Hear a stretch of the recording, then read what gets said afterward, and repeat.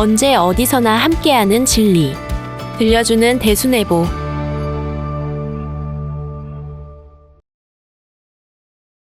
일심과 두 마음. 우리 종단의 기본사업, 포덕, 교화, 수도를 양면으로 나눠보면 개인과 사회의 두 측면에서 살펴볼 수 있다. 이의 목적은 개인적인 측면에서는 완전한 도인이 되는 것이고, 사회적인 측면에서는 인도를 선도하여 윤리 도덕의 상도를 바로 이룩하는 것이다. 이 두 가지는 동전의 앞, 뒷면과도 같지만 전자가 보다 근본적인 것이라고 하겠다.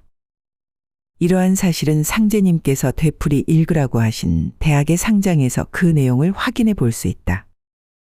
대학 상장이 삼강령에 의하면 먼저 나의 밝은 덕을 밝혀야 백성을 새롭게 하고 신민한 후에야 비로소 지극한 선에 이를 수 있다고 하였다. 이처럼 학문을 통해 자신을 완성하고 세상을 바르게 하는 데에는 반드시 선우가 있다. 우리의 기본 사업을 올바르게 하기 위해서는 무엇보다 내가 먼저 완성된 도인이 되기 위한 노력이 절실히 필요하다. 완성된 도인이란 마음을 유리알과 같이 맑고 깨끗하게 닦아 일심이 된 사람을 뜻한다. 따라서 이 글에서는 자신의 완성을 뜻하는 일심과 그 반대인 두 마음에 대해 정경의 상제님 말씀을 토대로 살펴보도록 하겠다. 상제께서 최익현이 순창에서 체포되었다는 소식을 접하고 가라사대 일심의 힘이 크니라. 같은 탄알 밑에서 정나거는 죽고 최면함은 살았느니라. 이것은 일심의 힘으로 인함이니라. 일심을 가진 자는 한 손가락을 튕겨도 능히 만리 밖에 있는 군함을 물리치리라. 하셨도다. 상제께서 화천하시기 전에 섣달 어느 날 백제 24방위를 돌려쓰고 복판에 혈식천추 도덕군자를 쓰시고 천지가 간방으로부터 시작되었다고 하나 24방위에서 한꺼번에 이루어졌느니라. 고하시고 이것이 남조선 뱃길이니라. 혈식천추 도덕군자가 배를 몰고 전명숙이 도사공이 되니라. 그 군자신이 천추혈식하여 만인의 추앙을 받음은 모두 일심에 있나니라. 그러므로 일심을 가진 자가 아니면 이 배를 타지 못하리라. 고 이르셨도다. 위의 구절에서 보듯이 같은 탄알 밑에서 일심을 가진 최익현은 살았고 그렇지 못한 정나거는 죽었다. 상제님께서는 두 사람의 생사를 가름한 기준이 다름 아닌 일심의 유무에 있었음을 밝혀주셨다. 그리고 일심을 가진 자는 한 손가락을 튕겨도 능히 만리 밖에 군함을 물리칠 수 있으며 마음먹은 대로 유치되는 것 또한 일심이라고 하셨다. 이러한 일심을 가진 사람만이 혈식천추 도덕군자가 되어 상제님께서 마련해 놓으신 남조선 배를 타고 천지공사에 참여하여 지상낙원에 이를 수 있다. 다음은 두 마음에 대해 상제님께서 언급하신 구절을 살펴보도록 하겠다. 상제께서 하루는 공우를 데리시고 어디를 가실 때 공우에게 우산을 사서 들게 하셨도다. 공우는 상제께서는 원래 우산을 받는 일이 없었고 비록 비 오는 날길을 가실지라도 비가 몸에 범하는 일이 없었던 일을 생각하여 이상히 여기더니 뜻밖의 비가 오는도다. 상제께서 공우에게 우산을 받으라 하시니 공우는 상제께 받으시길 청하여 서로 사양하다가 함께 비를 맞아 옷이 흠뻑 젖으니 상제께서 말씀하시기를 이 뒤로는 우산을 들지 말라. 의례심과 두 마음을 품으면 신명의 의무를 받지 못하나니라. 고하셨도다. 박공우가 한때 일진회의 한 간부였으나 상제를 따른 후에 어느 날 가만히 일진회 사무소의 일을 보고 돌아왔는데 상제께서 문득 공우에게 이르기를 한 몸으로 두 마음을 품은 자는 그 몸이 찢어지리니 주의하라. 하시기에 공우는 놀라며 일진회와의 관계를 아주 끊고 숨기는 일을 하지 않으니라. 위의 구절을 보면 수도인이 남에게 의지하는 마음과 두 마음을 품으면 신명의 의무를 받지 못한다는 사실을 알 수 있다. 비록 내 몸이 상제님 곁에 있더라도 마음으로는 다른 대상의 뜻을 둔 채 진심으로 상제님을 믿고 따르지 못한다면 자신의 몸이 찢어지게 된다는 엄중한 경고도 하셨다. 남의 신하로서 다른 임금을 생각하는 것 또한 두 가지로 분열된 마음이며 역심이라고 하셨다.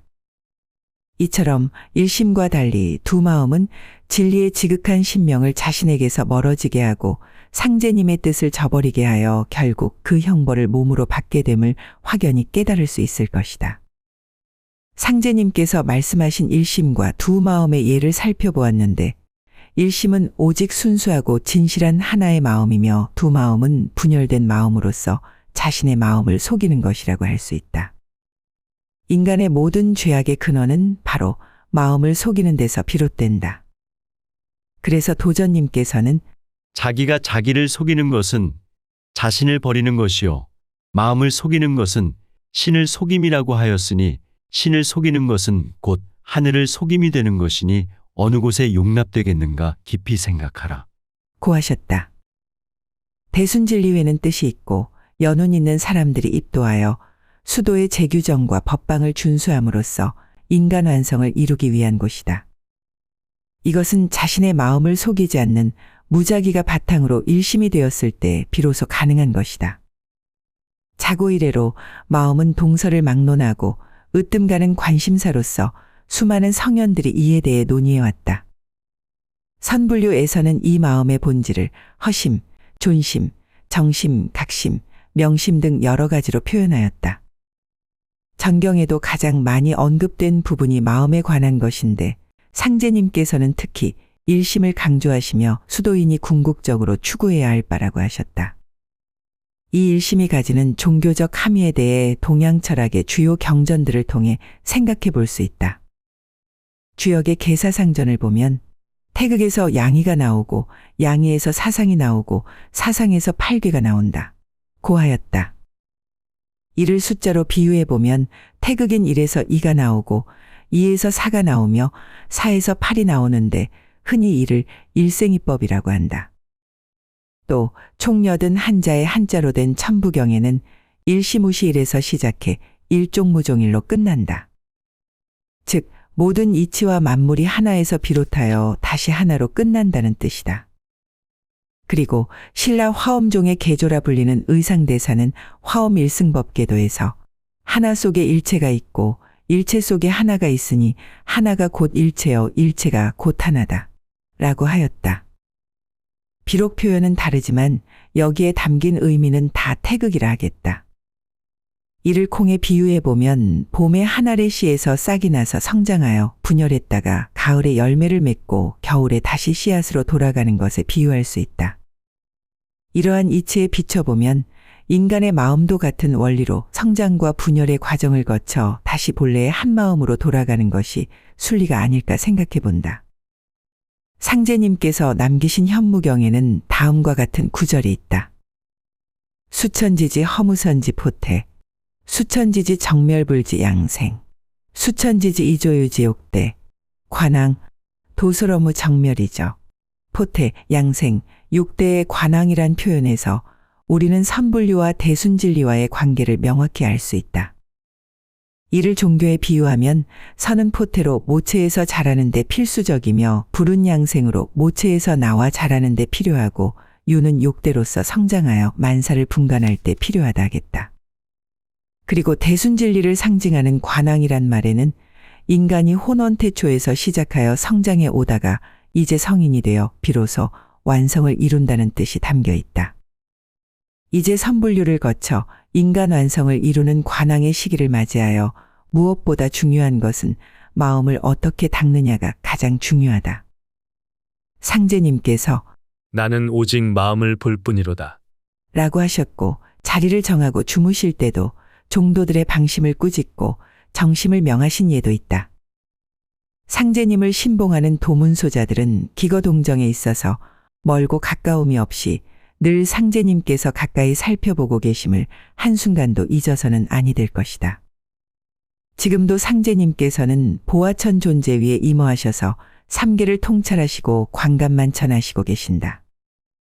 그러니 잠시도 방심하지 말고 한마음 한뜻으로 상제님의 유지와 도주님의 유법 그리고 도전님의 유훈을 받들어 나가야 한다.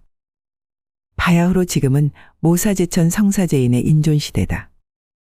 예로부터 정신일도 하사불성이라 하여 정신을 하나로 모으면 이루지 못할 일이 없다고 하였다. 서전서문에는 정일 집중이라 했다. 상제님께서도 인간의 복록은 내가 맡았으나 맡겨줄 곳이 없어 하니라 하시며, 이는 일심을 가진 자가 없는 까닭이며 일심을 가진 자에게는 지체 없이 베풀어 주리라고 하셨다. 그리고 범사에 성공이 없는 것은 한 마음을 가진 자가 없는 까닭이고, 한 마음을 가지면 안 되는 일이 없다고 하시며 안 되리라는 생각을 품지 말라고 하셨다. 대순진리를 신봉하는 도문소자 일동은 도전님의 유훈을 받들어 사업을 해나가고 있다. 모두가 그렇겠지만 특히 상급 임원의 마음가짐은 방면 사업에 지대한 영향을 주게 된다. 서전서문에서 유추되듯이 방면 도인들이 화합단결하여 한 마음으로 사업이 되느냐 아니면 흩어지고 분열되어 사업이 안 되느냐의 척도는 바로 임원의 도심과 사심 여하에 달려있다고 해도 과언이 아닐 것이다. 세상은 나날이 밝아져 가고 있다. 이 흐름에 맞춰 우리는 지난날의 과부족을 항상 돌아보고 더욱 빠르게 상제님의 덕화를 선양해 나가야 한다. 이를 위해서는 무작위를 바탕으로 도의 법방에 따라 바르게 수도해 나가고 두 마음이 아닌 일심이 그 첩경임을 모든 도인은 잠시도 잊지 말아야겠다. 일심과 두 마음.